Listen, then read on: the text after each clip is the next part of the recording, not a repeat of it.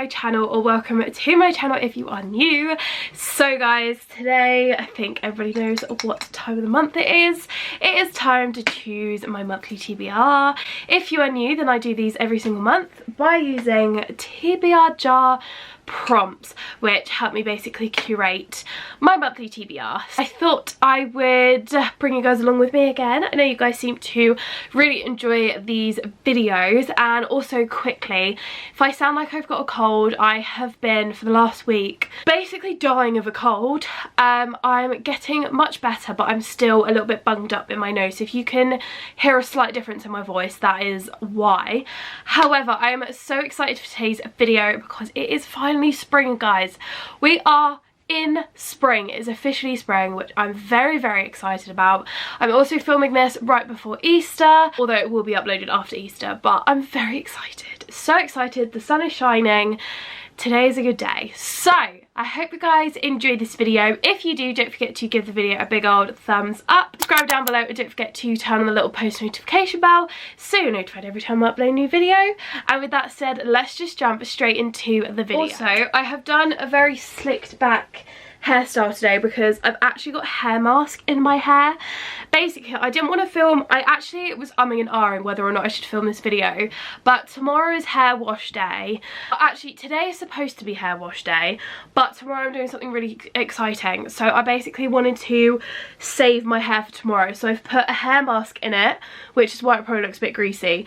And I've literally slicked it back in a bun. So my head is quite literally, I've got a kind of makeshift facelift, which is quite nice. You probably also see I've got a new Lego addition to my collection, and it is the Up House.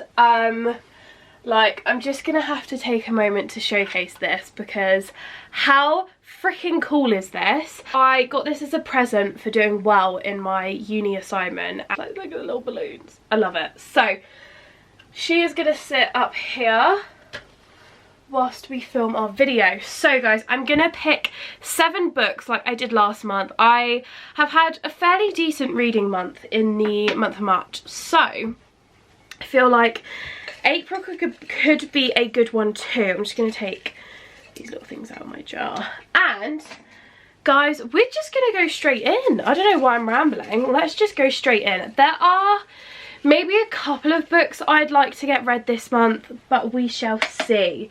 Okay guys, number 1, the first prompt for April TBR is a book with a good first sentence. Oh my goodness, right.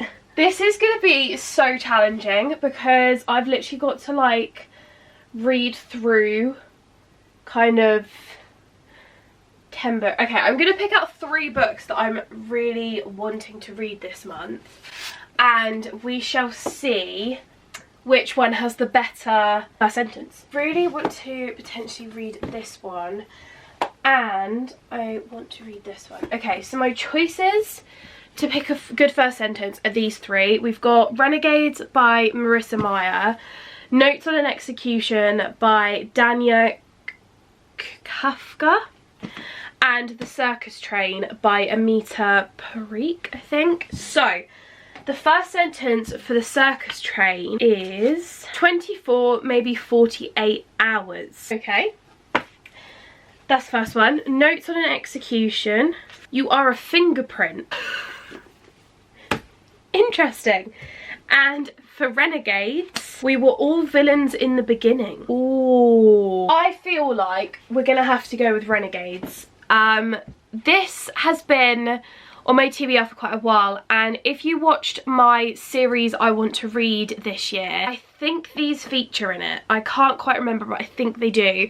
And I've seen Rachel Catherine read the series and she said that she really enjoyed it. So I'm gonna give this one a go, and I'm gonna pick this one up because the other 2 might just become books that I can eventually add onto my TBR this month. So we shall see. Okay guys, we have our first book, and this story follows.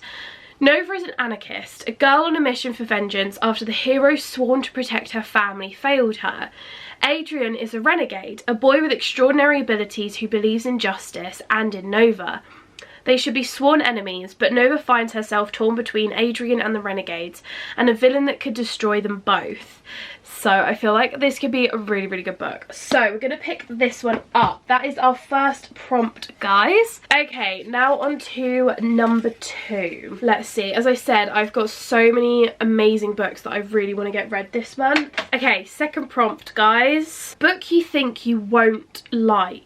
That is a really difficult one, actually, because I really don't know. There are a couple of books where I'm thinking, like, will I actually like them? But gosh, I actually don't know. You know what? I'm gonna go for this one. I'm gonna go for Shadow and Bone by Leigh Bardugo, purely because I've heard so many mixed reviews.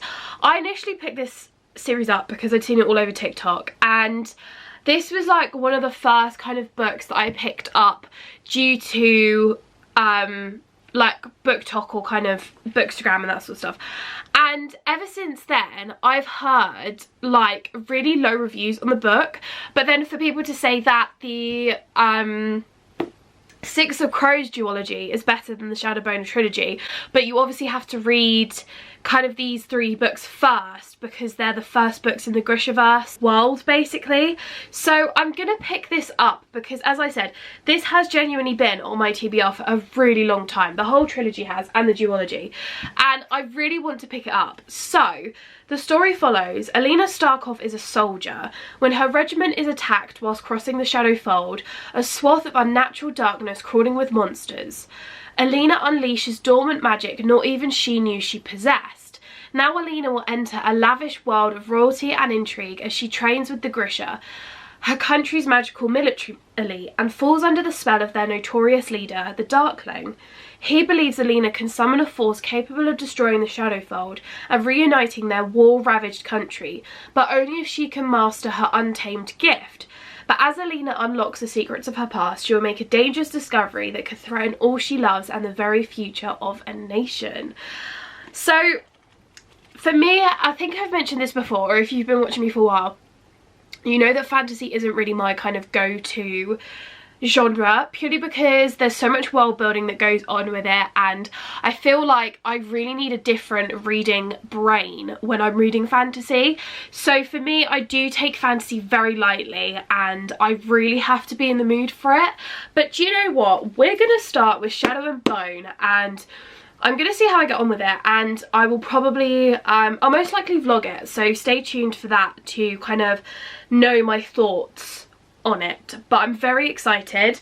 We shall see. Just give this a little shake. Let's give this a fair chance, and I'm gonna go in number 3. Also, how was everybody's reading month last month? Let me know your favourite book of the month. A book I really want to read. Okay, this is the issue. I have so many books I want to read, like really want to read. Oh, this could be a really good one. I can't, right, I was gonna do Daisy Hates the Great Undoing, guys. However, I did feature that in February TBR, so I'm not gonna choose that. If I decide to read it this month, then I'll read it anyway, but I won't feature it in the video. A book I really want to read. I know my friend who is currently watching this will be so happy that I've chosen this book, because every time I see her, she says to me that I have to read this book because she loved it. I'm gonna read The 7 Deaths of Evelyn Hardcastle. I've heard so many really good things about this book, and my friend always says that she's like, you have to pick it up, it's so good, you'll love it. If you love a murder mystery, you will love this. And she basically kind of gave me like the synopsis of the book, and I feel like it's something that I will quite like. So we're gonna go in with this one, and the story is as follows. At a party thrown by her parents, Evelyn Hardcastle will be killed again. She's been murdered hundreds of times, and each day Aidan Bishop is too late to save her. The only way to break this cycle is to identify Evelyn's killer. But every time the day begins again, Aidan wakes in the body of a different guest, and someone is desperate to stop him ever escaping Blackheath. So, as I said, I am very excited to read this book, as I said, because my friend has basically like raved about this book ever since she read it. So I'm reading this. I'm very excited because it means that the next time I see her I can tell her that I've actually read it. So that's very exciting. So that was our 3rd book, guys. On to number 4. I'm gonna go off one off the top, like just one off the top, because I feel like I always dive into the bottom, but we're gonna go off the top. Number 4 is highest rated book. Oh my god! How am I supposed to like deal with this? Now, I'm not gonna go through the ratings of the books, but I know from reference what I've heard that this is a really highly rated book, which is Powerless by Lauren Roberts. I've heard so many incredible things about this. Literally everyone who I've seen read this has like rated this a 5-star. So I feel like if you are getting into fantasy, this could be quite a good book. The elites have possessed powers for decades, gifted to them by the plague, while those born ordinary are just that, banished from the kingdom of Ilia and shunned from society. No one knows this better than Payden Grey, an ordinary posing as a psychic, blend in with the elites. When she unsuspectingly saves one of Ilia's princes, Kai Azar, she's thrown into the purging trials, a brutal competition showcasing the elite's powers. If the trials and the opponents within them don't kill her, the prince she's fighting feelings for, if he discovers what Payden is, completely ordinary. I am actually really excited to read this because I recently saw one of Rachel Catherine's reading vlogs, and she was reading this and she rated it 5 stars because of Sarah Caroli's review, and that this is like one of her favourite books. So I'm really excited to read this book. I think it's YA, which is quite good, so I'm looking forward to reading this. We've actually got quite a fantasy heavy stack at the moment, so I'm going to try and find something else. Okay, number 5, 2-word title. Oh, that's actually really difficult. Let's have a look in general. I'm going to go for this one. This is Time Shelter by Georgy Gospodinov. Please excuse my shabby pronunciation of this. The concept of this sounds really good, so I'm really intrigued. In Time Shelter, an enigmatic flaneur named Gaustine,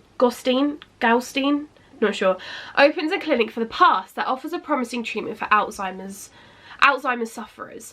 Each floor reproduces a decade in minute detail, transporting patients back in time.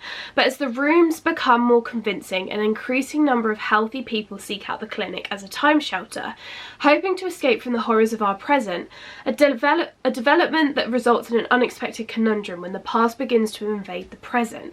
I picked this up on a whim in Waterstones, and I just love the concept of this, like anything kind of to resemble the past or whatever. Like, I'm so excited. This did win the International Booker Prize in 2023, so I feel like this could be a really good book.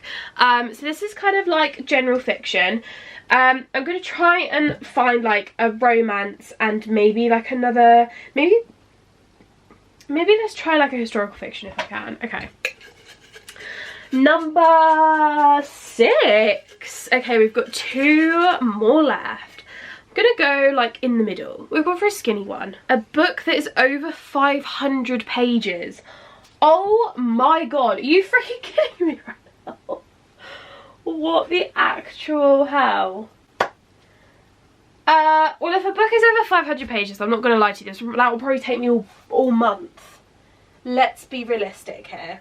We've got a few options. I feel like we could maybe do Babel. Like, Babel's over 500 pages, is it not? Yeah, 546. Oh no, 542. This is Babel by R.F. Kuang. I featured this in a video months ago when it was like my autumn TBR and that I wanted to read this. So we're gonna read it. An act of translation is always an act of betrayal. Oxford, 1836, the city of dreaming spires.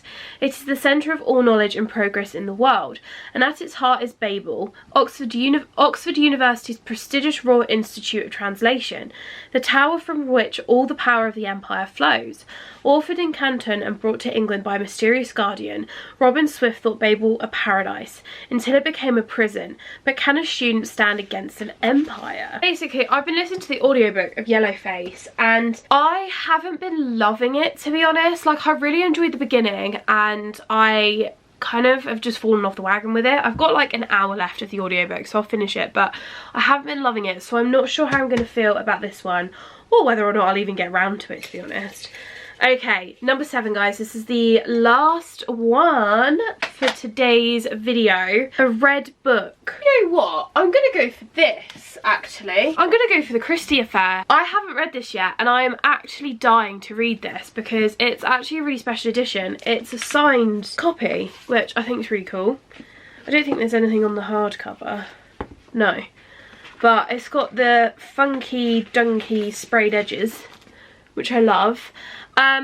This story follows. In 1926, Agatha Christie disappeared for 11 days. Only I know the truth of her disappearance. I'm no Hercule Poirot. I'm her husband's mistress. Agatha Christie's world is one of glamorous society parties, country house weekends, and growing literary fame.